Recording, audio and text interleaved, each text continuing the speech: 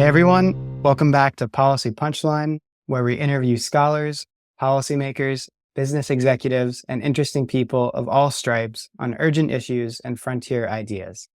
My name is David Pagero. I'm a junior studying economics at Princeton, and I'm super excited to be here with David Rosenthal. David Rosenthal is a member of Princeton's great class of 2007, a graduate of Stanford's Global School of Business. He built his career in venture capital, but has recently pivoted to being a full-time podcaster. He's the co-founder and co-host of the Acquired podcast, which I believe is simply the best business history podcast. It's famous for super well-researched, long-form, deep dives into the histories of companies that we think we know, but don't know that well. So David, thank you so much for being here. David, thanks so much for having me. This is so fun. Thank you for the very kind intro too. I need to borrow your intro script there and use it in the future for our bios. Thank you. Thank you. So to get started, I think similar to how you tell the story of great businesses, I'd love to start out telling a little bit of your story. I know you grew up around Westchester, Pennsylvania. Right. I read that you were a little bit of a theater kid, but also a little bit of a jock as you were a captain of the baseball and the football teams. So is there any one facet of your identity in your childhood that you think really stood out, or was it really a super varied experience? It was the latter, a very varied experience. And we were chatting a bit before we were recording, prompted me to go back and look up. When I was in high school, there's this very famous Atlantic Monthly article that came out called The Organization Kid. And this article was about Princeton and Princeton undergrad students. It came out in 2001. It's written by David Brooks. And I think much like the movie The Social Network, it was kind of written to intended as like a cautionary tale of oh my God, what are these kids becoming? And ended up instead being a, beacon to attract lots of people oh, I want to do that. I want to be like that, just like Zuckerberg and Facebook and The Social Network movie much later. Anyway, I say that because a lot of the article focused on the legendary Dean Hargadon, Dean of Admissions for a long, long, long time, Princeton, and the types of kids he would look for and admit and what campus life was like back then. And, I was basically bred from birth to be like the metaphorical subject in this article. My mom had gone to Swarthmore College, where Dean Fred was the dean of admissions and admitted her into Swarthmore when she was there. Dean Fred then went out to Stanford and then came to Princeton. And what, he looked for in this article is all about is these kids that do lots and lots and lots of things. Like they're scheduled to the nines. I think the article might start with a, vignette about how these Princeton kids are responding to David Brooks's, emails at 3 a.m., 4 a.m. This email is pretty brand new at this point. And he's like, oh my God, what are these kids doing? They're working themselves to death. They're doing all these different things. And that was me. So yeah, in high school, I did theater. I was captain of the football team, baseball team, as you say. I did lots and lots and lots of different things, all at, mediocre to slightly better than mediocre levels, which is so different than I think what is prioritized now in college admissions. But yeah, that was me. I was the organization kid. That's super interesting. I know recently, I don't recall the author, but there was a book that came out, and I think it was called Range, and it was about people that do a lot of different things and don't only hyper-focus. And it was extolling the virtues of that type of being. So that definitely sounds like your, say, childhood or skill set back then. Yes, it's how I was raised. It's a great book. It's sitting on my bookshelf over here. I love it too, mostly because it justifies my existence, because I was the last class. 2007 was the last class that Dean Fred admitted, and Princeton and he were kind of a holdover still by then in 2007 of this generation, and other college campuses and just culture in general had started to move to the hyper specialization era. Which I'm curious if what you would say you are, and what campus is like now, if it's still in this hyper specialization era, or if it's shifted back.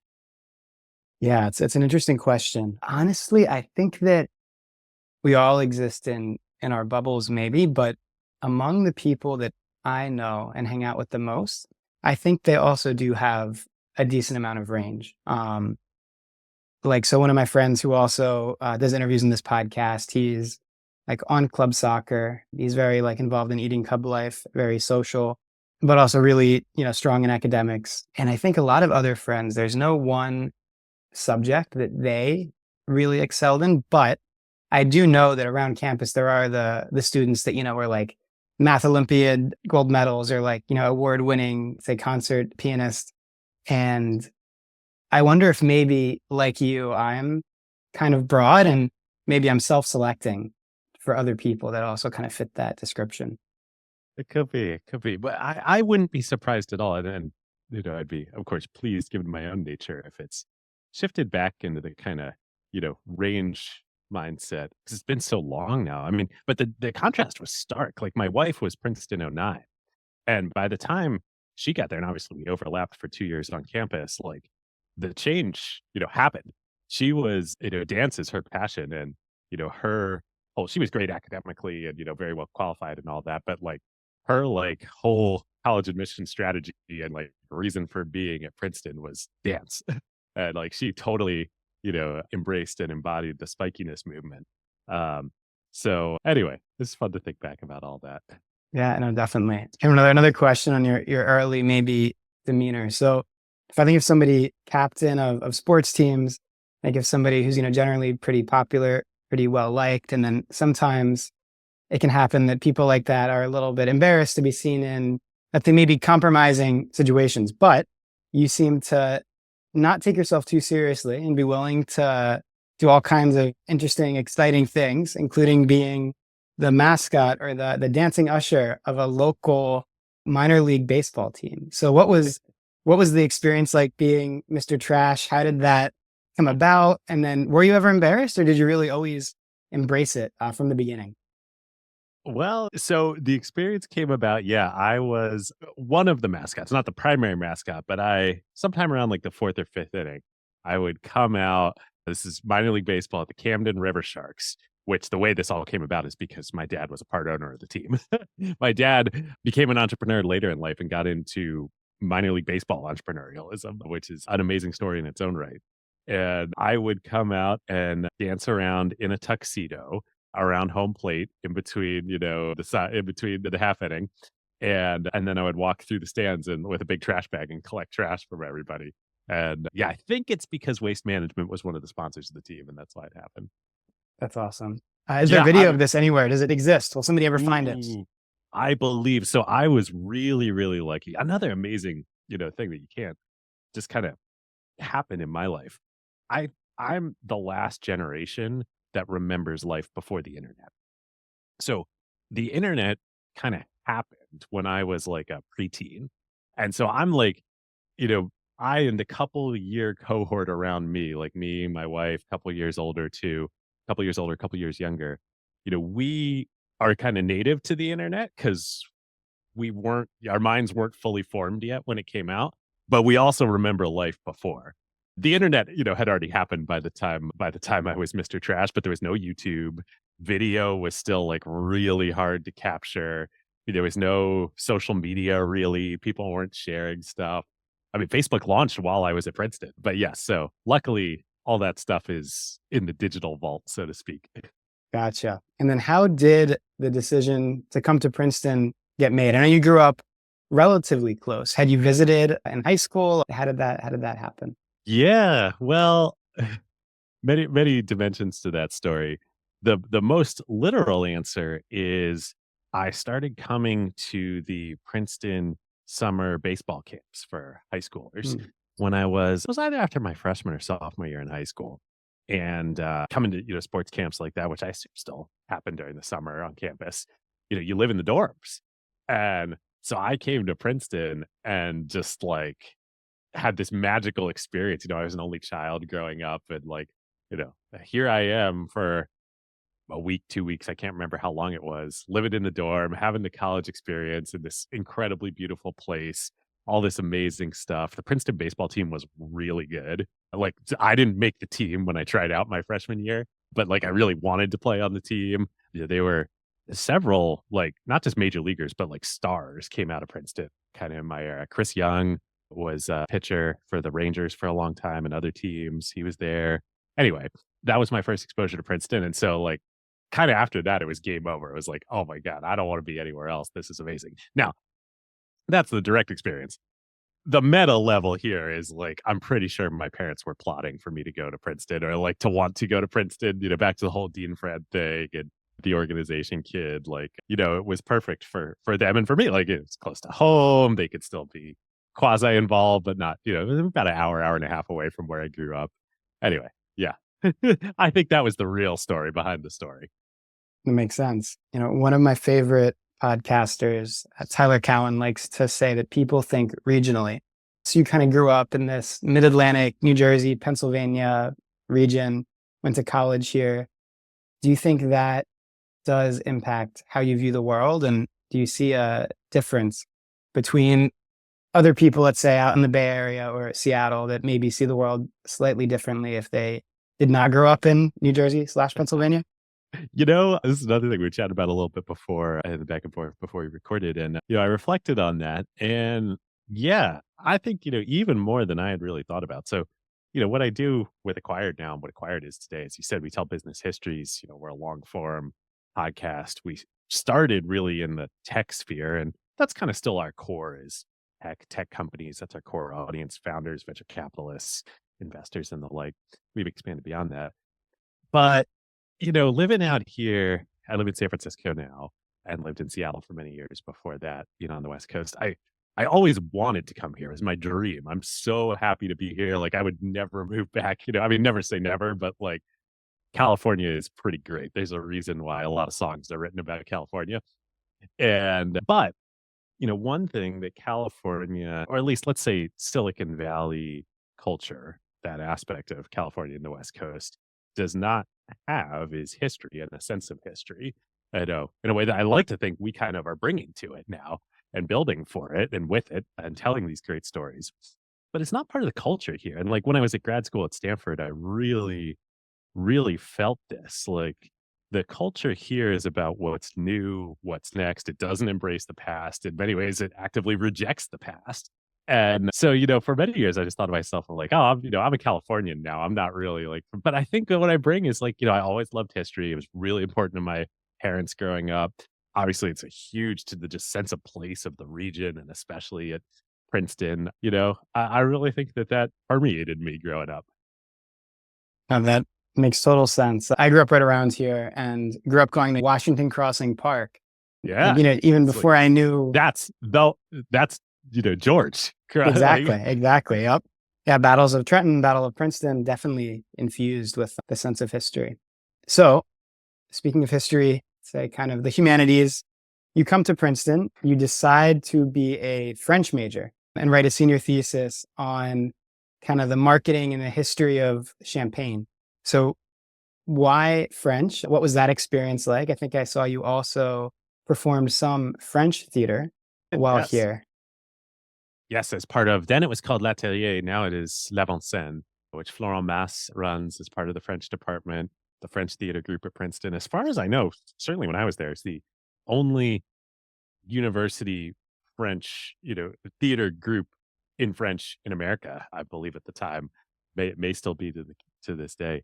Yeah, French is like, it harkens back to the organization kid thing. Like, it's just this random, it was so instilled in me by my parents and the era and the culture, the Dean Fred culture at Princeton of until you graduate from undergrad, like this is a time for exploration without any consideration to your future, like, or, business or career or anything like that. And so French, was just one of the many things that I had done all throughout middle school, high school. And so I entered Princeton with a ton of AP credit. I started taking upper level French courses right away my first semester. And, I'm sort of hate to admit this now, but it's part of my story. I was quite a lazy student at Princeton, like slothfully lazy. Which I think I was on the extreme end of the spectrum. I had lots of friends who were much, much better students and more rigorous and dedicated than I was.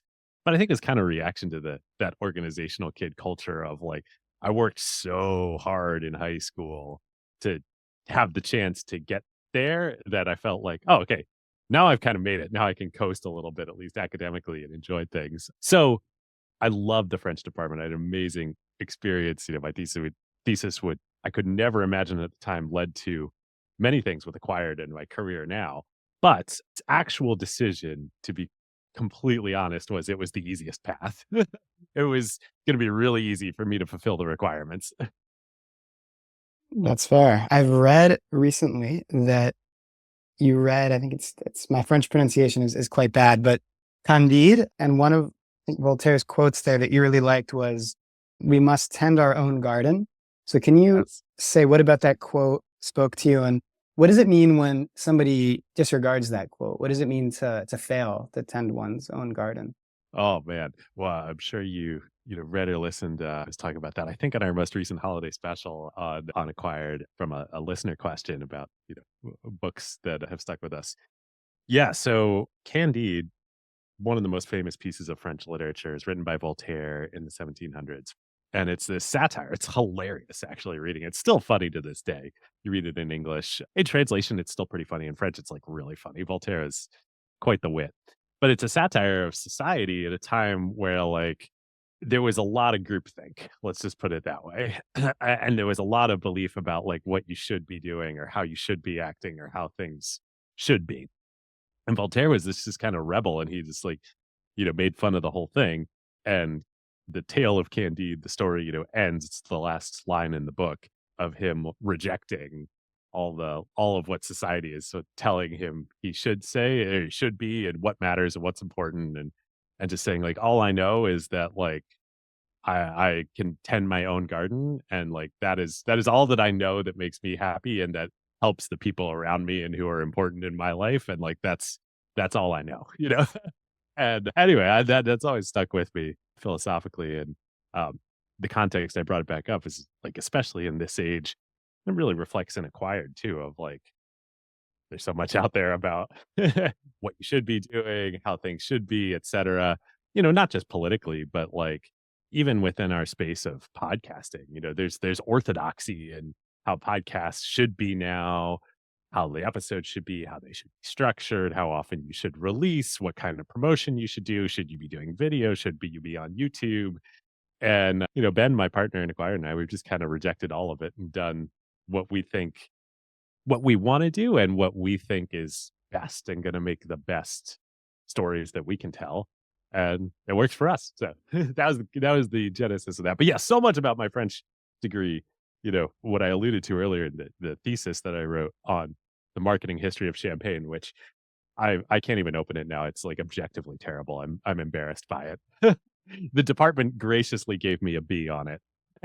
But one of our biggest episodes ever that we did on Acquired that completely transformed the show, the business, our audience, who we are, really brought us kind of for the first time onto a, really kind of global industry-wide, industry agnostic stage was we told the story of LVMH. And, the MH in LVMH is Moet Hennessy, which, makes Moet Chandon and Dom Perignon, and that was the subject of my thesis. So I retold the story many, many years later, Nice. hopefully in a much better way on our LVMH episode. Yeah, that's an incredible through line. So maybe also on that Voltaire idea of avoiding groupthink, I think as you were graduating, the class speaker was going to be an actor from The West Wing, but you wanted Dean Fred, and you actually made a Facebook group about it. And you said Facebook was pretty new then. So do you think can we read into that and say that you valued something core to Princeton's identity, to its selection of a student body, much more than some actor, which I don't want to be rude to the actor, but some actor. Yeah, I think it was And you Bradley Whitford. Yeah. tried to convince others as well, tried to, Oh an effort yeah. at persuasion. I and my roommates together, we really, and we had a lot of support. And the class day committee was like really angry at us because they were trying their best, and I'm sure there were a lot of political elements that, led to them doing what they did or didn't. Actually, some of them who were, I knew kind of reached out to me like, hey man, like we're trying. We're trying. Like, so Mm. another thing you do in college that you're slightly embarrassed by later. But yeah, I mean, Dean Fred, like I hopefully it comes across. I can't overstate the importance of him to my life. And, so many of us felt that way. And actually, for my fifth reunion, which, embarrassingly was quite a long time ago now as I get older and older. But our class theme, the reunions theme was Hargadon's Heroes because we were his last class. We honored Dean Fred that way. It was really, really cool. And we actually got the theme was a play on a old television show called Hogan's Heroes, which was about World War II. And this was so cool. I can't take any credit for this, but the reunions officers in my class organized this. They did discussions in Makash with the living World War II veteran Princeton alums who are back Mhm. for reunions. It was amazing to hear these guys' stories of like, I mean, it was just like what one of them just like brought everybody to tears. It was unbelievable. This guy told a story of, I think he was in Iwo Jima and he and his platoon were fighting in Iwo Jima and they saw kamikaze plane coming at them and they're like, we're gonna die. Like this is it. And out of nowhere, Allied plane, a US plane comes and shoots down the kamikaze plane and they're saved. And then years later, he's at reunions and he's telling this story. And I might have been at an eating club or at a tent or somewhere. And one of his classmates is like, oh my God, I was the pilot of that plane. Oh, And like literally like you could hear a pin drop in the blink. Oh, it was unbelievable. So anyway, we're way off wow. topic, but yeah. Yeah. All right. So you graduate from Princeton 2007. As many Princetonians do, head to Wall Street, do 2 years as an analyst. So what was that like? I know this is go-go days right before the financial crisis. I think you got to see some of that play out. So what was that experience like? What did you learn? What did you take away? Yeah. Oh man. Well, so much about this time. Just to harken back for a minute too to something you said about Facebook being new. So Facebook launched my I think end of my freshman year. Either my freshman year kind of into the summer and then beginning of my sophomore year when I was at Princeton. And I mean, it completely changed the world. Like, and like we were like ground zero. I think Princeton was, I don't know, the third or the fourth school that was added or something like that. So it was like Harvard. I don't know what other Ivy League schools were next, but it was like what it then Princeton. Like, and so like we were like living that change. And, MySpace existed before that, but it wasn't the same thing. And nobody used MySpace at Princeton really. And so that was like the era we were in there. That they'll pick up that thread in a minute with social media, the technology revolution. But then I graduated in 2007, which was like the best time ever to graduate. I mean, it was the go-go years. This was right before the crash, the peak of the excess. It was like 2021 was, during the ZERP zero interest rate environment, like things were nutty. So here I was, B student, French literature major from Princeton with no relevant internships. I mean, we were joking about telling the stories about me being Mr. Trash mask. That was one of my internships. Like my resume was not good. And yet I had a pulse and was a live body graduating from a top tier Ivy League school. I got an investment banking analyst job. Like the very next year, those days were over, like over. But yeah, so I graduated and I went to work at UBS on Wall Street in the TMT investment banking coverage group, technology, media, telecom. And so much came out of that. But probably the most important thing, like being an investment banking analyst was like, metaphorically going to boot camp and was the the kick in the ass that I needed to be like, okay, yeah, like you weren't a very good student in college. You weren't very diligent. Like that's going to last about an hour here on Wall Street in an investment banking analyst program. And, that is where I found my work ethic. There you go. Wow. And did you start to learn more about technology businesses then? Has that skill set been helpful at all for acquired now? Oh, absolutely. I mean, it really, the interest in technology harkens back, you know, before that, well, to pre Princeton, but Princeton had such a huge role in it too. My senior spring, I took Ed Shaw's, legendary course, High Tech Entrepreneurship, ELE 491, which was, at the time, okay, you got to remember this is like the Facebook era. Princeton was such a different place. The world was such a different place. That was the only class on campus that was like remotely business or real world or like, you know, company oriented. There was no entrepreneurship anything. you know, either like in class or like clubs. Maybe there was a entrepreneurship club. If there was, it probably had two people. Like Business Today existed, but everybody thought that those were like the weird, like business nerd kids, like who would want to do that? Like starting a company, being in technology, doing anything commercial was just like weird, Mm. It was such a different time. So when I took Ed's class, the reason I ended up in it was is had a reputation of, not having to work very hard to like pass the class. So that's how I ended up there. But it changed my life because I show up and all of a sudden I'm learning, we're it's a case study method. Ed basically took his course from what he taught at Harvard Business School and at Stanford Business School and taught it to Princeton undergrads about, hey, startups, technology, like you can start companies, you can be an entrepreneur, there's a thing called venture capital that like invests in these companies. And I just, remember sitting there being like, oh my God, I want to do that. This sounds amazing. Like, I don't know what I want to do with my life. I got this investment banking job because it was the prestigious thing to do, but like, I want to do that. And fun actual sidebar too, that while I was in Ed's course, Tim Ferriss, famous author, podcaster, he is a Princeton alum as well. He had taken Ed's course many, many years before, had a big impact on him. And Ed brought him back and he would come every year and every Mm. semester and, do a guest lecture. And, he came, of course, when I was there and he hadn't, the 4 hour work week was just about to come out. It hadn't come out yet. And so he was just like Tim, the like owner of a random supplements, mail order business guy. And Wow. he was talking about how he was writing this book. It was going to come out. One of my buddies, one of my friends from my class actually is in the 4 hour work week Mm. because he presented, Tim, he's like such a marketing guy. He presented a challenge that if any of the students could complete this challenge, he would buy them a round the world plane ticket anywhere that they wanted to go. And my buddy did it. And so he's in a case study in the 4 hour work week. So funny. Um, Wow.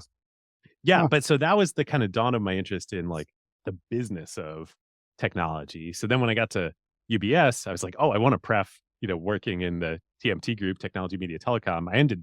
Ended up doing much more media than tech. Mm. But yeah, that sort of started my love of like, oh, startups, venture capital. This is really interesting. I actually really enjoyed, reading these cases about these companies, and that'll come back with acquired later. But yeah, so my goal was that okay, I'm going to go do investment banking. I want to get into venture capital after that. Huh. And then the crash happens. Finance, I imagine, is looking a little bit less appealing. And you end up eventually in Seattle at a venture firm. Is that correct? Correct. Yeah, it was, again, going back to Ed's class, my dream was to get to work in venture capital. And so I told all the recruiters that, investment banking analysts meet with, who are mostly recruiting for private equity firms. And I said, hey, like if a venture capital firm ever has an opening and is looking for someone with investment banking experience, like I want to do that. Like send me there. And I really wanted to do early stage, and which is what Madrona is and what I did. It was so lucky that I got that call because most early stage venture firms are not recruiting from investment banking analyst programs. But yeah, that's how I ended up at Madrona. I'd been to Seattle once in my life. I didn't know a soul there. I just Mm. wanted to get to the West Coast. I wanted to work in VC, and so I dropped everything and moved from New York and started my venture career. Wow. Then, not too long after, you end up at Stanford. So, kind of another tech hub. You mentioned doing some case studies in high tech entrepreneurship, but I know you've also said that case studies suck. You're not a huge fan of the case study method. So, what did you take out of business school? And is it worth it? If somebody today were considering, oh, should I go to business school? What would you tell them? Yeah, it was absolutely worth it for me. I had an amazing experience going to business school anywhere, I think is a really, really fun time. It was not only that a really fun time, but also just like the platform and network and exposure that going to GSB at Stanford gave me was huge, and that was sort of my goal. I was working at Madrona, which is an early stage venture firm in Seattle, and I sort of, was at the point in my life, 20, I don't know, 6, 7, 8, around there, where I was like, okay, if I'm going to go to business school, I should probably go now. And I was kind of iffy on it. Like I didn't feel like I needed to, but I sort of thought, well, I'll apply to GSB, and if I get in, I don't think I'll ever regret doing that, and I'll go. And so that's fortunately what happened. And Stanford, especially in contrast to how Princeton was when I was there as an undergrad, I think things are more similar now, and that's a great thing. But it was so different. So different. Stanford is there's stuff like there's no tradition there. Not to say there's no tradition. There are some traditions, but like the mindset is like actively against tradition. Like there's no official alma mater. There's no official theme song. And like that's an intentional choice, you know. And Stanford is all about, or at least my experience of it, like it's there in Silicon Valley. It's like it is commercial, like by design, like the fact that, like Jensen Huang, the founder and CEO of NVIDIA, is a Stanford master's alum.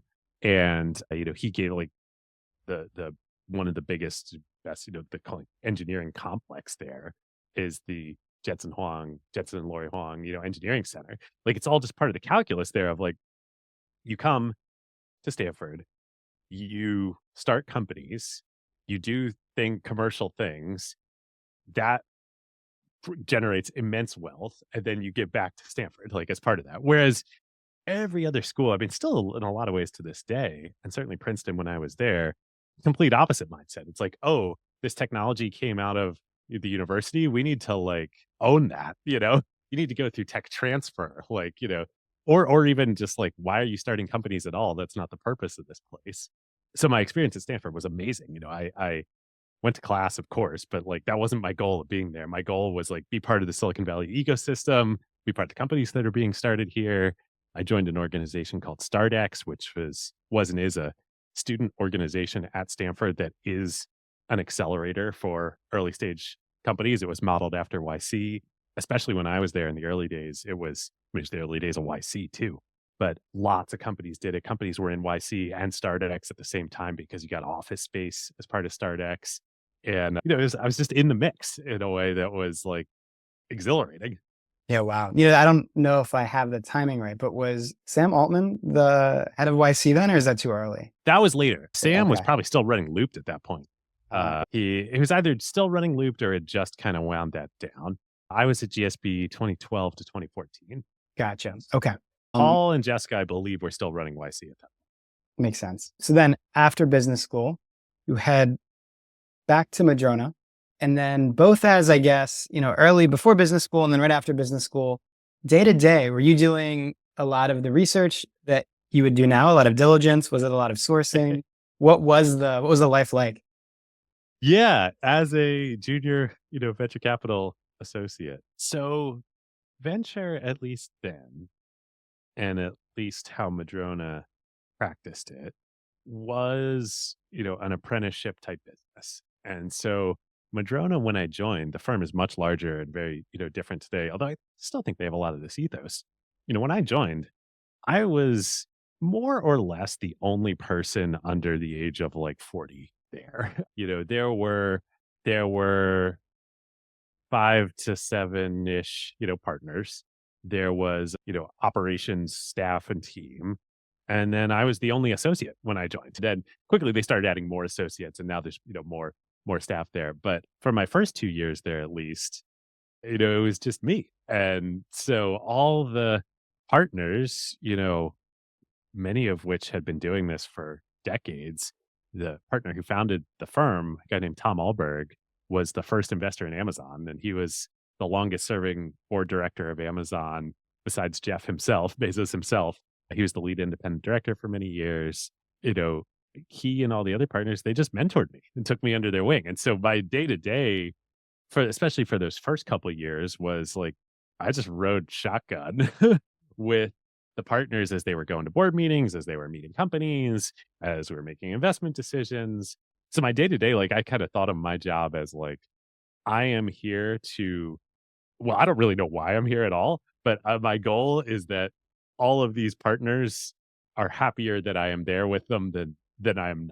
So I would just do whatever I thought would help them, whether that was modeling investments, researching, researching spaces and industries and companies that we were investing in. But the biggest thing and what I'm most grateful for, they really let me work with the founders. So like I would say like, okay, well, how can I, be happy here? Well, our customer as a venture firm is the founders. If I can make the customers happy, then like, hopefully the firm when the partners will like me.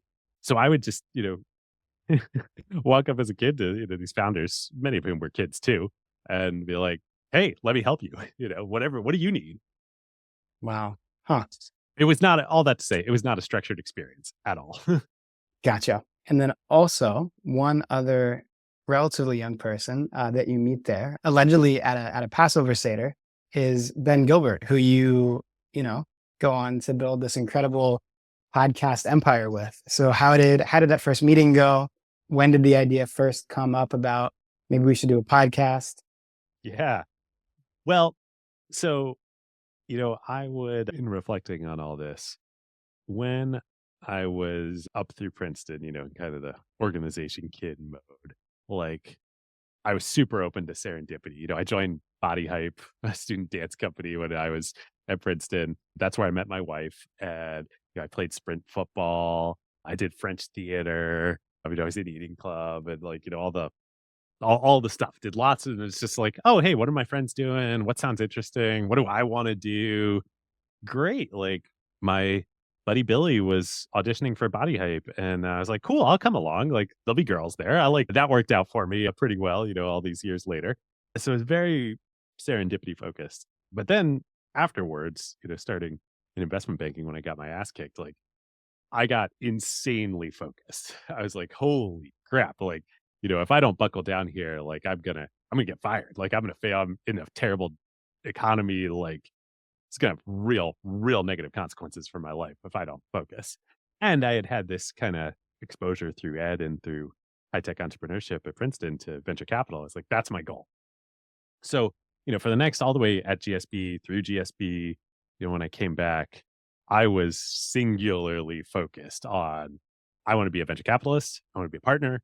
I want to be a great venture capitalist. I want to make great investments. Like all of my energy that is not, spending time with my then fiance and wife is going to go into that.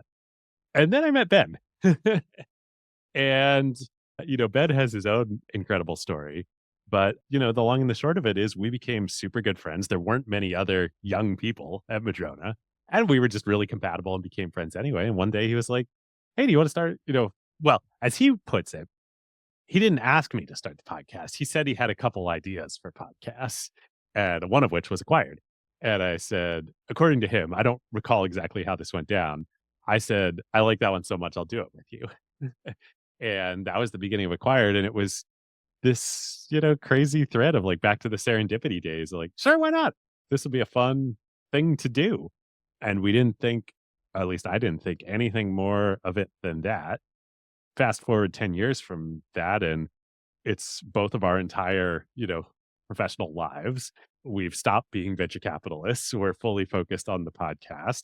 And, it's done incredible things for our families. It's the, one of oftentimes the largest technology podcast in the world. We have hundreds of thousands, soon to be 1 million people who listen. And it was not part of the plan whatsoever. Wow. Now, in those early days, the first few episodes, maybe even the first few years of episodes, the growth was relatively slow. I know some friends and family had advised you to maybe, focus on other things, but you stuck with it. So I guess what was that experience like? Was there ever a point you did come close to walking away? And what was the kind of inflection point when you knew that, hey, we really have something here? Yeah. Well, for the first few years, it was truly just a hobby. And I think part of the reason, well, part of why I loved it so much was there were three reasons. One was Ben, spending time with him, and I, loved and love him. And that was the genesis of it. And if that was all it ever was, that would have been enough, just spending time with your good buddy. Two was I just sort of found I actually kind of really loved doing it, like doing research, telling stories. It was really fun in and of itself. And then three, to your question, the funny thing about Acquired, we and Ben have talked about this, is our audience base has doubled every year that we've done the show. And for many years, there was no business, but like audience is kind of the most important metric. Like everything else, revenue, et cetera, like you can kind of track to audience size. And in the early days, by the end of the first year, I don't know, we probably had a couple thousand people listening. And then by the end of the second year, we had like, I don't know, maybe close to 10. And then by the third year, I don't know, maybe we had 20,000 or 30,000 people listening. And like, today, like, oh, like those are small numbers, to your point about friends and family being like, why are you doing this? The magic is it has just kept doubling ever since. And then pretty soon you double things enough times, small numbers become large numbers. But so, yeah, to, all that, I had a very all consuming, career and day job being a VC, as did Ben. And when I left Madrona and moved to San Francisco in 2017, that was the closest I at least ever came. And I think Ben would agree that the show ever came to like, ooh, maybe this wouldn't continue. We went from working at the same firm in the same city to like, now I live in a different city. And I actually went and Jenny and I went and lived, my wife Jenny went and lived in Paris for a few months when we left Seattle before we went to San Francisco. So it's like, I'm living in another continent for a while here. Are we going to continue the show? And, it just kind of, I can't remember if I ever did consider stopping it or not, or saying Ben, I wanted to stop to Ben, I wanted to stop. But I just loved it so much, both the show itself and hanging with Ben, that it just kind of kept bringing us back. And so then the disconnect happened when, for me, I mean, I remember super viscerally, kind of around that same time, I was a VC. And like your job as a VC is you go source companies, you meet with founders, you convince them that your money is greener than other VCs and they should, let you lead their round and be their investor, be on their board, et cetera. And I kind of had in my mind always like, well, being a venture capitalist, this is like a high status, high prestige job. Like I'm very proud to be a VC. Like, isn't this so great? And like, people should want to talk to me because of that. And this funny thing started happening where like I'd reach out to founders, to ask to meet them, or founders would reach out to me, or, whatever, get connected. And like all of a sudden, nobody wanted to talk about venture capital anymore. All they wanted to talk about was the show. I'd be like, yeah. Like, okay, like, cool. Like the show's great. That's a hobby I do. Ben and I have a ton of fun with it. But like, really, like, let's talk about your company and like, can I lead your round and all that? And be like, oh, okay, maybe we can talk about that. But like, your Uber IPO episode, let's talk about that, And that just started happening enough where I was like, maybe I should wake up and think I should be thinking about this whole thing differently. Wow. But other people around me didn't necessarily see that, or have that same lived experience. And, you know, fast forward today, I'm so glad things have gone this route because, you know, while I am no longer a full-time professional venture capitalist, Ben and nor is Ben, we're, or at least I'm more active investing in more and better companies easier than I ever was when I was trying to do it full time. And it's all thanks to Acquired. No, exactly. Wow. And then also that same access that at first the show provided for investment opportunities now also is a little bit of a flywheel insofar as your research quality can improve as you get deeper and fuller stories and better access to people that were in the room. So how do you think that's come to kind of help you deliver this differentiated, super well researched product? Yeah. Ben and I think about this a lot. So, Acquired is this funny thing. It is a business, of course. It's been in my business, an enterprise. It's our life, it's our careers, it's our livelihood, it's all of these things. It's what we love all wrapped up into one. It's also it's just me and Ben and our editor Steven, who works with us, who's the best podcast best podcast editor in the industry, hands down, bar none. Like he is incredible. But there's nobody else. So there's no staff, there's no nothing. And despite all that, Ben and I think a lot about like what is kind of like we do with the companies we cover on the show, like what is Acquired's place in the world as a business? What is our right to exist? What are our powers in the Hamilton Helmer sense? Like why why should sponsors and, other sort of business lines that we have, why should they work with us, et cetera? And what we or I at least have kind of come to believe about this, like we were paranoid for a long time of like, you know, we work really hard at this and I think we're pretty good at it and tell good stories, but there's nothing truly defensible about what we're doing here. Like other people can do this too. Anybody else who has the time and the motivation can go spend a month researching corporate history and tell their story. And we have many, peers and kind of, I think we think of each other as substitutes and colleagues more than competitors, who do this. What's special about us? The two things though that help us sleep at night and have I think really accrued advantages to us is one, what you're saying, which is access. We're about to release our first Microsoft episode, and so fun to tell that. So I mean, it's a 4.5 hour episode about the first 20 years of Microsoft and like all the just unbelievable history that went into creating the most important company ever to exist in the world. Like it's by pretty much any dimension that you would look at it. So, we spent 6 weeks making that episode. We read all the books ever written about Microsoft. We watched all the videos, all the interviews with Bill Gates and Steve Ballmer and et cetera on YouTube. We did all this research. We wrote I wrote a probably 50, 60 page script. Ben did a commensurate amount of work on his end. We came together. We did a you know, 8 hour recording session. Then we spend 2 more weeks editing that with Steven, et cetera, et cetera. All this stuff is great, but other people can do it too. But what we have now that other people don't is as part of the research process, like we got to talk to Steve Ballmer, we got to talk to Brad Silverberg, who was, president of Office. Like, we got to talk to all the people involved who were actually there. And so we get the stories from them and we get to talk with them. And so often now, because we have this kind of access, what we learn is like, hey, the other versions of the story that have been told before aren't quite right. Or there's more to the story. Or here's this other thing that like nobody's picked up on. Like for Microsoft, it's the story this of really Steve in a lot of ways of Steve Ballmer building Microsoft into an enterprise sales company. Like, well, nobody sold software period before Microsoft. But then for the first, set of years of Microsoft, they were selling basic interpreters and then later DOS and Windows to computer manufacturers. And that is a huge, huge, half of the Microsoft business. The other half is selling software to enterprises.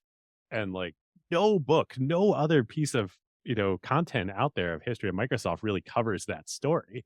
And we got that story and then we get to tell it. So that's kind of as we've grown and our sort of stature of the show in the world has grown, we get this access. We feel like, oh, we can actually tell better stories than anybody else structurally. And then the other thing that we have is our distribution feed, the podcast feed, which has close to 1 million people that follow it. So like somebody could put out the exact same piece of content on a feed with 10 people subscribe to it, and we could put out our episode on a feed with 1 million people subscribe to it, and our episode will probably win because of that.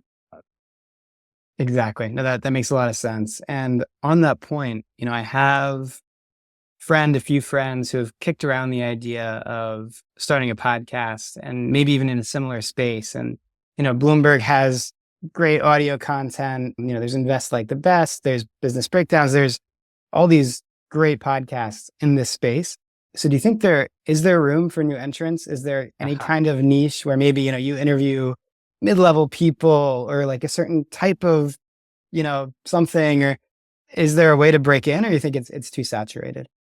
Yes, there is, of course, a way to break it. I'm so glad you asked this and, get a chance to talk about this a little bit.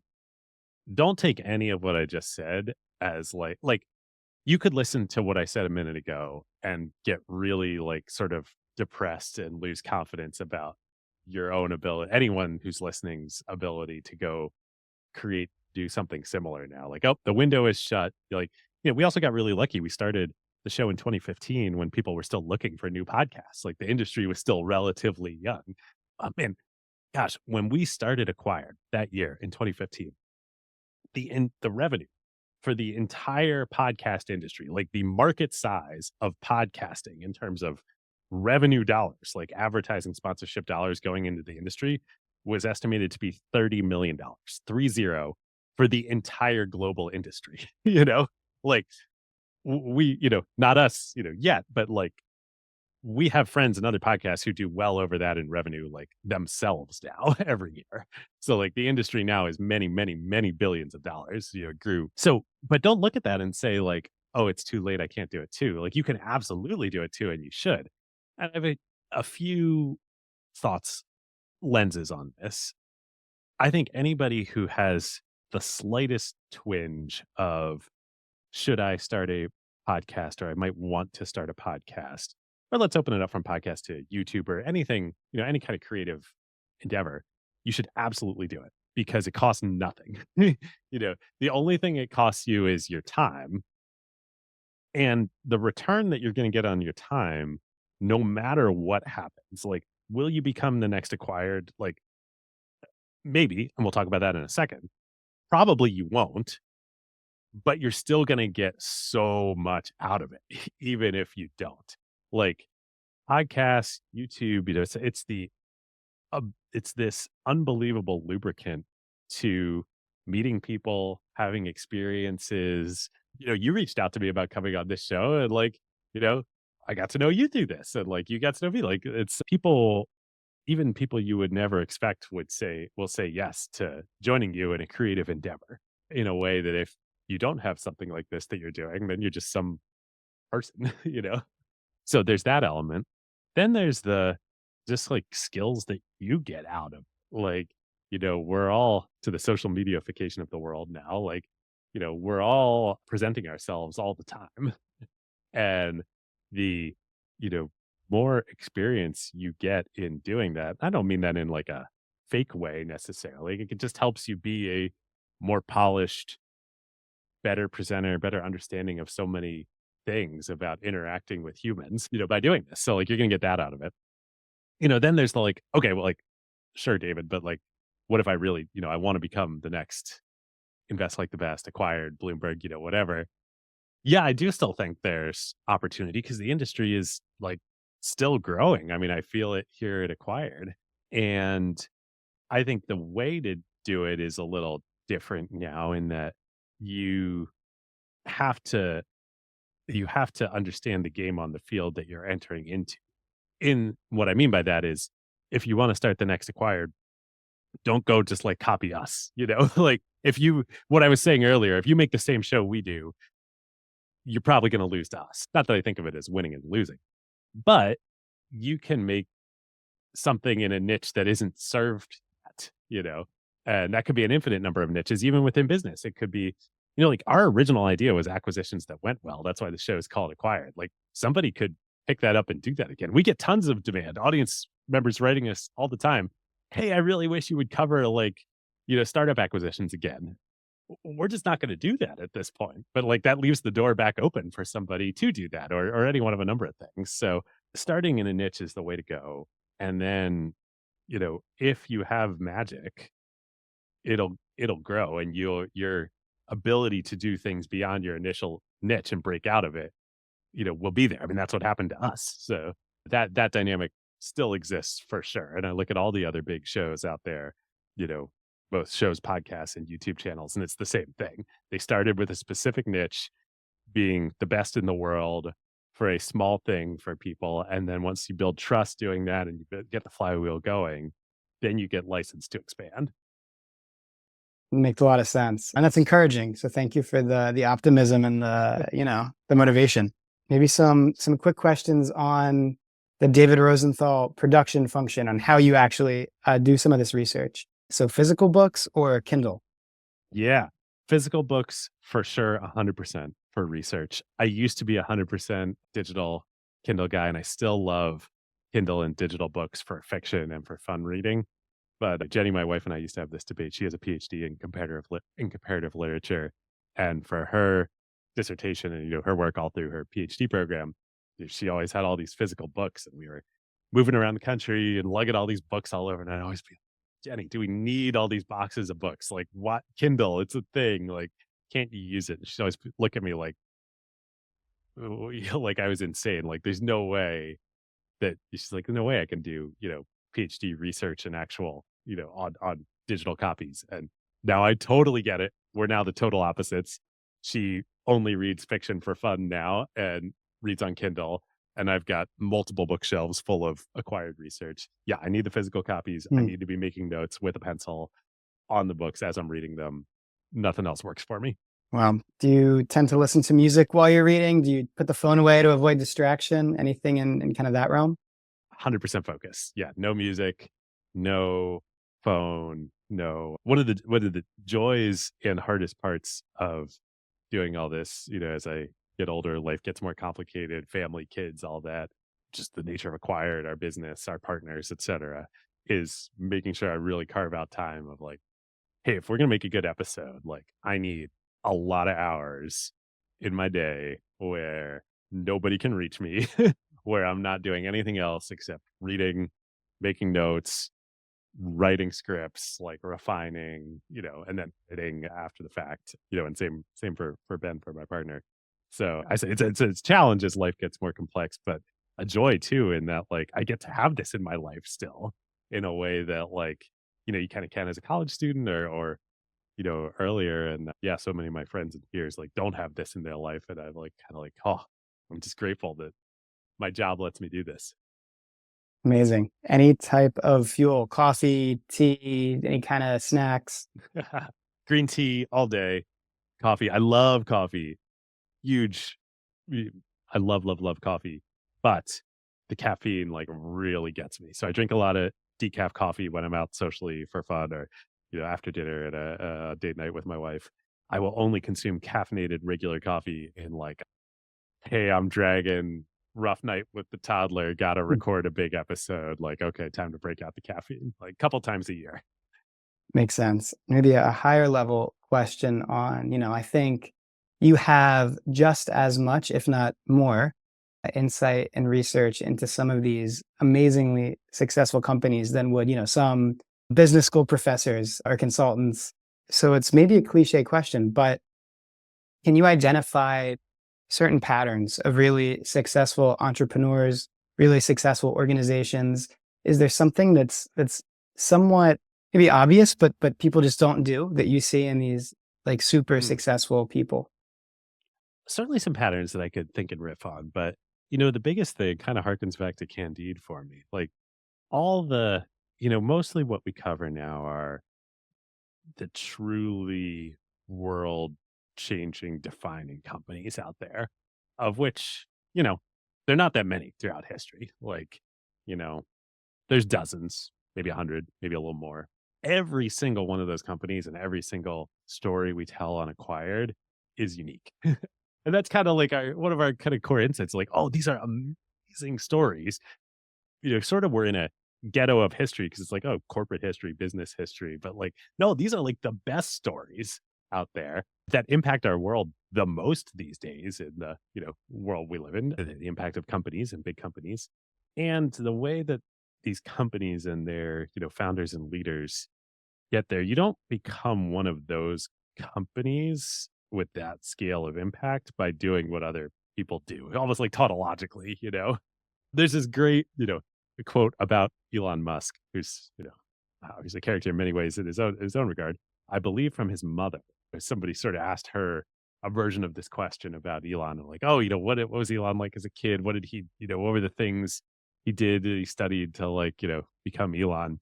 And she said it was either his mother or one of his ex-wives said, like, look, you don't become Elon by like thinking about what other people did. You he charts his own path for better or worse. But all of these companies, it's all true for. There's something at their core about all of them that is unique that nobody else did before or does in the same way since. And that's what gives them their power. No, wow, that makes sense. Do you think is there any through lines Any continuity, or is it really just super, super unique? I think there are a bunch of patterns, through lines, continuities. Our friend David Senra, who does the Founders podcast, he has this great line that I love. He really focuses on the founders, the people themselves, more Sure. behind the companies. We're more about the corporation, like the business, the Makes context of the sense. market. But he says about the founders of these companies, and I'm just like, you're so spot on. He says these people, these founders of these generational, world defining companies, they are the Genghis Khans of our time. And it is Mm, so true. Like almost without exception, every single one of the people that at the core of these companies, like if they were born in a different time and place, they would have been Genghis Khan or Julius Caesar or, what have you. It's just that the way that ambition gets manifested in our current, modern world is by building Microsoft or by building Amazon or by building all the things Elon has built. You see it in him much, very, very directly. Like these are, which is not at all to say, and our friend, David Senra would say this too, like not at all to say that that in and of itself is admirable. Like there's a lot about these people that is not admirable or that you would not necessarily wish for yourself or your loved ones. But that does tend to be a common personality trait in these folks. The other one I would add on a sort of happier note, we really are huge fans and have become, friends of Hamilton Helmer and the Seven Powers framework, which isn't to say, Hamilton would be the first to say that Seven Powers is not, it's a theorem, not a law, per to say. But there's something about all these companies where they have power, as Hamilton would put it, over their competitors. Like they've developed a structural reason why they can't why their profits can't be arbitraged away, is how Hamilton would put it. And whether he has seven of them that he's identified, kind of categories: network economies, network effects, scale economies, counter positioning, cornered resource, et cetera, switching costs. And it's just such a great framework. You can look at all these companies and you can find one or multiple of them within how how they are set up. awesome. And I think the era we live in, I can't end this podcast without asking you about artificial intelligence. So I think on an optimistic note, it seems like AI will let founders who want to try to build a company, to hopefully be able to build a company much easier, especially as these models improve. So it might be interesting to hear you speak about maybe artificial intelligence's impact on entrepreneurship, and then also maybe if in you or your partner, the work stream for the podcast, maybe now you have access to a really great research assistant, but is it at the point where it can actually be helpful yet? And if not, how soon do you see that changing? Oh, yeah. The topic du jour. And I mean, this it's changing all the time, every day, especially living here in San Francisco. Like, I mean, you see it, right? Like, OpenAI's headquarters is that's ridiculous.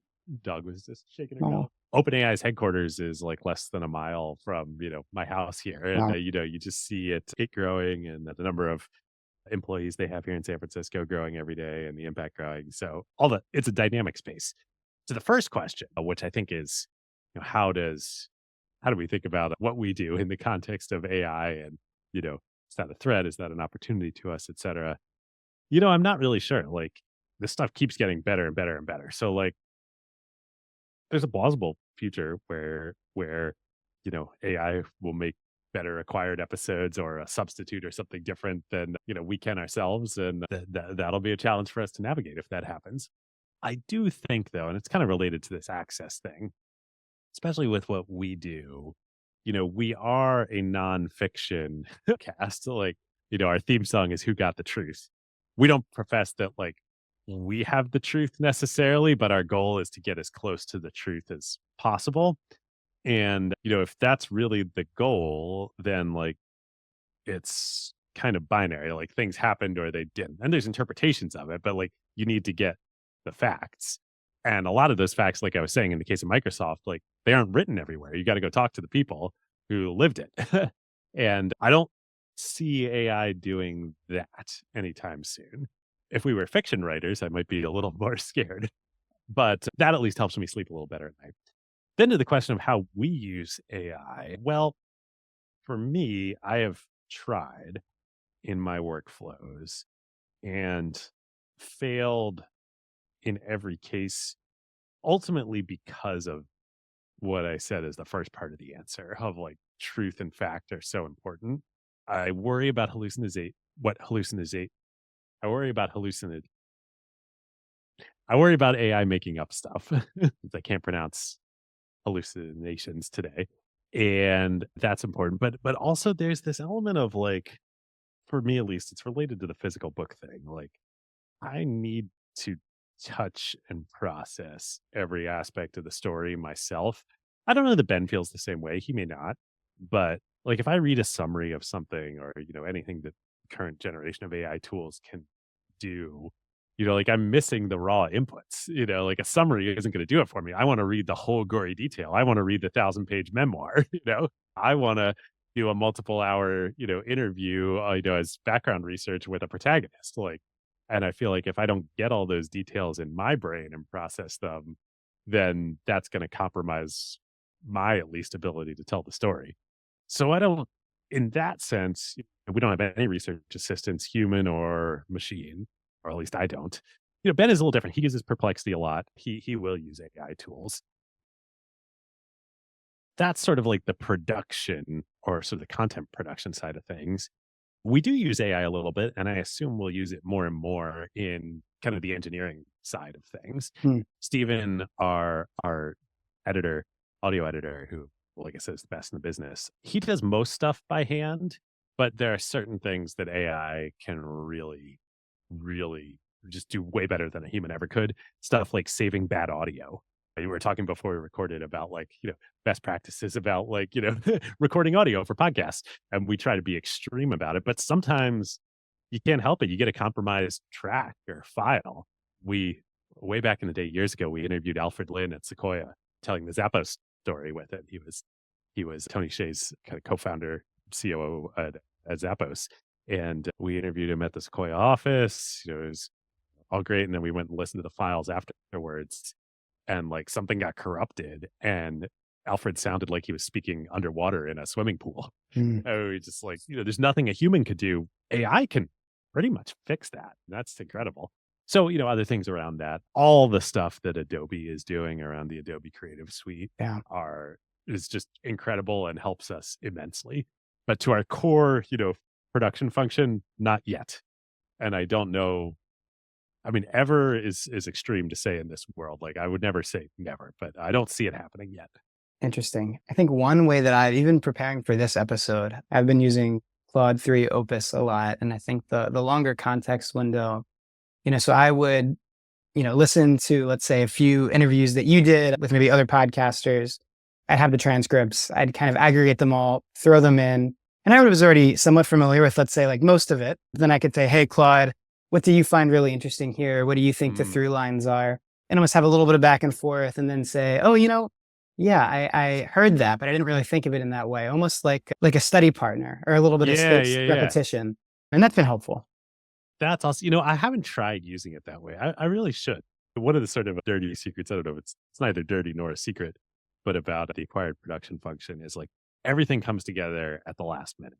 Like the process of making an episode is utter chaos, or at least it feels that way until the moment we hit record. And then even through recording, like, Microsoft, we recorded for 8 hours and only probably 4.5 of that is going to get shipped. So like, if you watch the sausage getting made here, it's like, it's sausage that's being made. And so stuff like having a thought partner, a study partner, like you're describing, right now, there's no slack in the system. There's no room Makes for sense. that. But it makes me think we should try to give that a shot because, like, I could see that really making us better. Yeah, always interesting to try something new. All right, David, for our last question, the podcast name is Policy Punchline. Is there one final punchline or piece of advice for young people, Princeton students, people interested in entrepreneurship that you would want to leave us with? Well, I would say, inspired, reflecting by our own conversation here, You know, I've sort of found in at least my career and life post Princeton so far that I've been happiest and most successful when I've made room for balance in my life between focus and serendipity. Back to these sort of, eras I talked about too much serendipity and maybe too much focus. So that'd be the punchline that I would leave folks with. Your mileage may vary, no guarantee it'll work for you, but I've certainly been happiest when there's room in my life for both of those things and not too much of one or the other. Awesome. David Rosenthal, thank you so much. Definitely would love to recommend the Acquired podcast to any of our listeners. It's amazing. Check it out. Thank you. Thanks, David. This was so fun.